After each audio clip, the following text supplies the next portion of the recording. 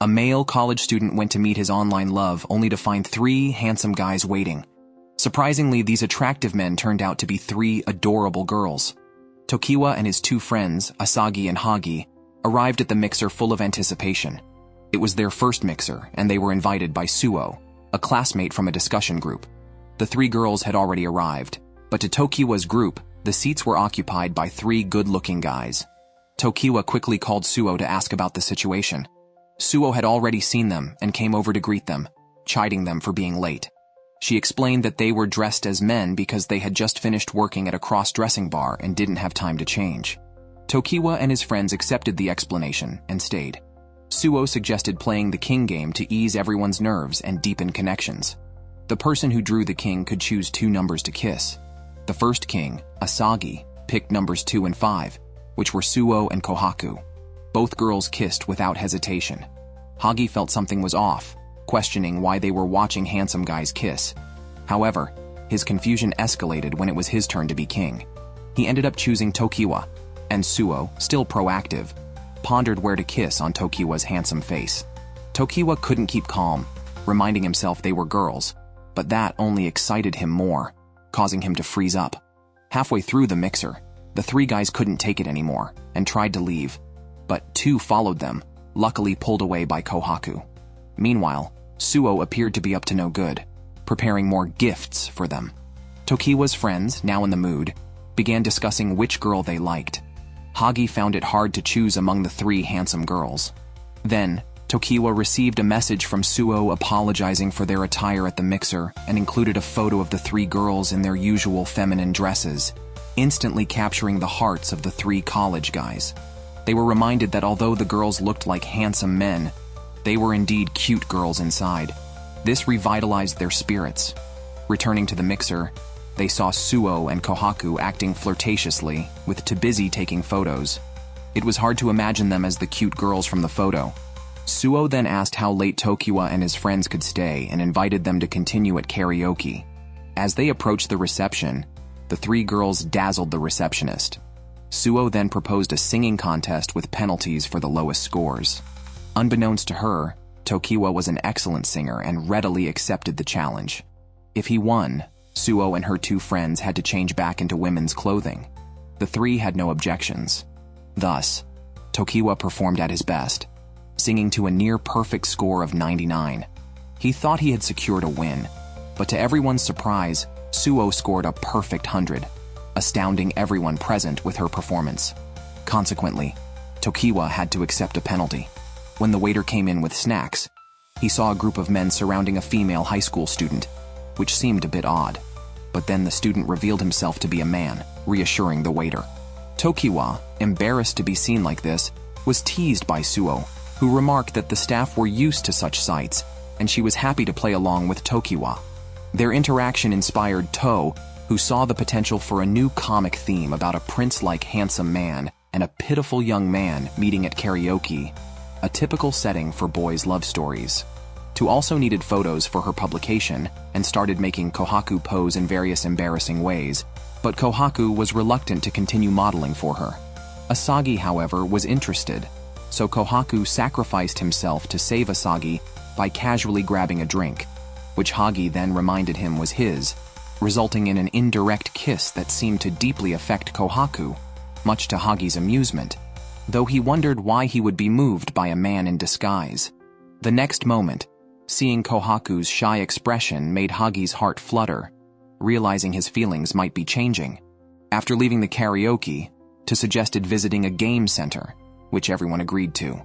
At the claw machine, To grabbed a figurine on her first try, teaching Asagi how to use the machine while embracing him from behind to guide him.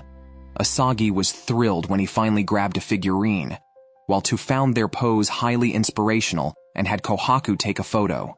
Hagi, trying to ease the awkwardness with Kohaku, accidentally won a cute doll from the machine, which he self-consciously offered to Kohaku, regretting it as he thought a handsome man wouldn't like such a doll. Surprisingly, Kohaku seemed to actually like it, but wouldn't admit it, revealing his tsundere nature. The atmosphere between them was just right. Suddenly, Asagi mentioned he was hungry. Meanwhile, Tokiwa noticed Suo staring at something. She wanted to take photo booth pictures, but a sign prohibited men from entering alone due to her male attire, which might trouble other customers. Tokiwa suggested using a smartphone instead, which Suo misinterpreted as an invitation to take photos together, pulling Tokiwa in for a selfie and wrapping her arms around him.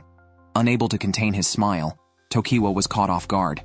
To continued to take pictures for her material and blocked Asagi from interrupting the couple. They then continued their evening at a noodle shop. The next morning, Hagi and Asagi didn't show up for class. Suo was also absent. Just as Tokiwa was about to enjoy a quiet day, Suo appeared dressed as a man, acting very friendly toward him. Two girls behind them were visibly enamored, their eyes filled with hearts. To avoid the situation, Tokiwa resorted to frantically sending memes to his friends, but received no responses. Then, Suo brought up the fun she had the previous day. Tokiwa took the chance to ask why she had invited him to the gathering, but Suo dodged the question. Just then, the teacher arrived for the lesson, and Tokiwa realized he had forgotten his handouts. Suo quickly lent hers to him, making it difficult for him to concentrate. When Suo went to submit an assignment, the two girls immediately questioned Tokiwa about his relationship with the prince, a mysterious, handsome figure who had suddenly appeared at school. No one knew which department he was from, and everything about him was shrouded in mystery. The girls eagerly sought details about Suo from Tokiwa. When Suo returned, she saw Tokiwa chatting happily with the girls and joined in, deliberately letting others misunderstand her relationship with him, fueling the girls' fujoshi spirits. After class, Hagi and Asagi arrived to find Suo and Tokiwa hand in hand, mistakenly thinking they were a couple. Tokiwa didn't elaborate much, but asked if they had heard of the prince. It turns out that person was Suo. Hagi was shocked, as this was even more dramatic than the rumors suggested. As the next class was about to start, Suo purposely showed off her phone's screensaver, which was a selfie with Tokiwa from the day before.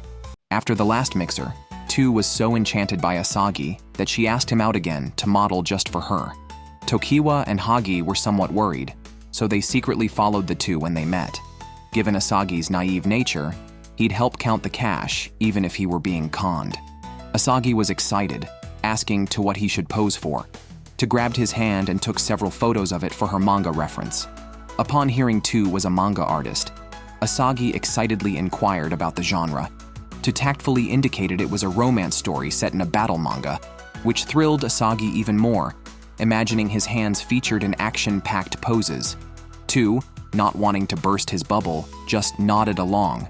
Then she tied Asagi's hands with a tie, pulled them above his head, and pushed down for another photo angle. Kohaku walked in on this scene, discovered Tokiwa and Hagi hiding, and knew what To's manga involved. While helping Asagi untie, she told him he could refuse if uncomfortable, but Asagi seemed far from disliking it, even hoping Tu would ask him again. As a thank you, he wanted to see To's manga, which Kohaku immediately vetoed since it was adult only. After the mixer, Tokiwa and Asagi both made significant progress with the girls they met, leaving Hagi alone and possibly disliked by Kohaku. Drowning his sorrows with alcohol, Hagi coincidentally met Kohaku on the street, still in men's clothing, delivering a forgotten item to a client. Just then, a thunderstorm started, and Hagi quickly pulled her under shelter. Noticing Kohaku's wet shirt, he offered his jacket, feeling flustered. Kohaku wore his jacket, making Hagi question his orientation as he felt unexpectedly attracted, telling himself he wasn't swooning over a handsome guy. Just then, the store manager offered them an umbrella, and they left together under the small umbrella, shoulders touching, with Hagi's heart racing again. They reached Kohaku's workplace, and she invited Hagi in, but he fled, questioning his sexual orientation, after realizing he had tilted the umbrella to keep her dry. Suo invited Tokiwa, Hagi, and Asagi to a cross-dressing bar, which intrigued Asagi, but Hagi was apprehensive about his feelings upon seeing Kohaku. At the bar entrance, Tokiwa hesitated to enter until Suo appeared behind them and opened the door to a new world for them. Several handsome women welcomed them unanimously and with great enthusiasm. At Suo's recommendation, Asagi ordered a special cocktail mixed by To. The drink featured a red top and a yellow bottom, representing To's favorite pairing colors.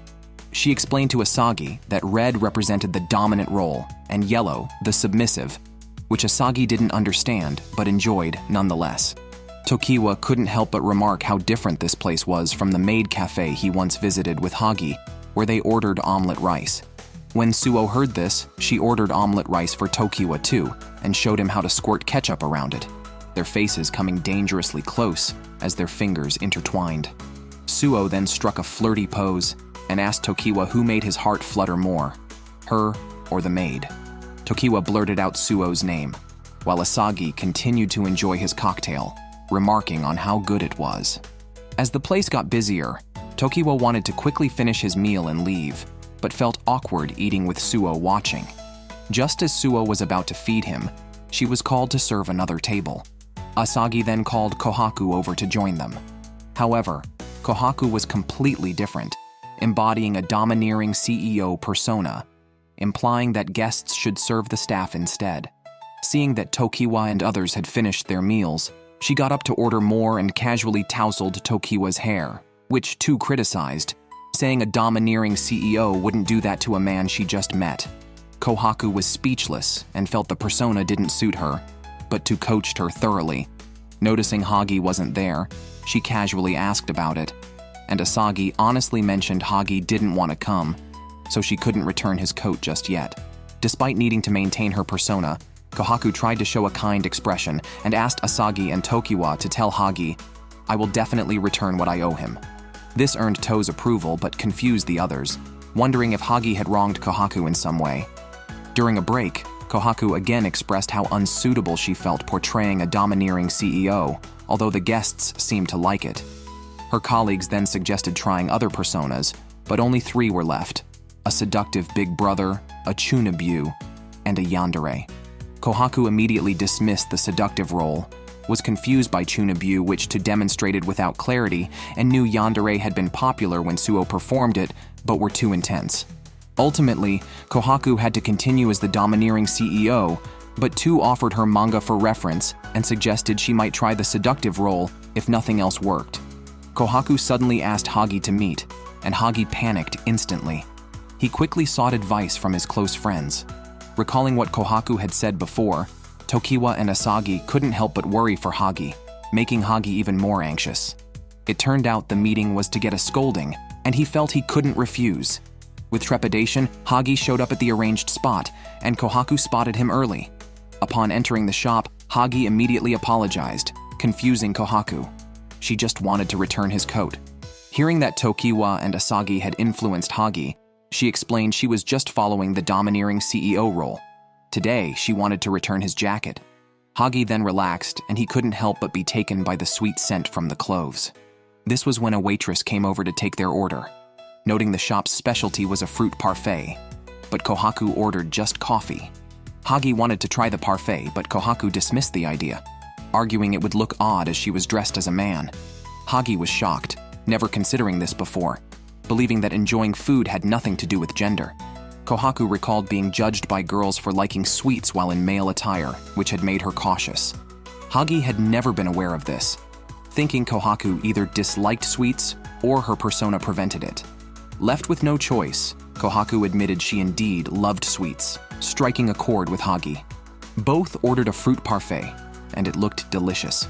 Kohaku showed a genuine smile, almost overwhelming Hagi. No doubts remained. He truly had feelings for her. That evening, Kohaku went to work at the cross-dressing bar, finding Tu exhausted from working on a fanzine. Dissatisfied with her earlier drafts, she had scrapped them 2 days ago to redraw them, with the print deadline the next morning. Tu was about to leave work to finish the drafts, and no one else was available to help. Tu then called Asagi, who became the first of the trio to enter the scene, thinking he was to model but ended up helping with the comic. Tu handed him a stack of drafts to fill in blacks and apply screen tones. Though not modeling, Asagi found drawing comics fun and gladly helped. Then Suo called, inquiring if Tu had found help. Tu mentioned Asagi, prompting immediate worry from both, considering the fanzine was adult only. Realizing Asagi might be shocked and flee, Tu quickly took back the drafts from him, selecting less explicit ones. As Asagi began working, he was puzzled, noticing the recurring red faces, mistaking the story for caring for a sick friend. Remembering, Tu said she drew battle manga, Asagi curiously peeked over to see if she was sketching a fight scene.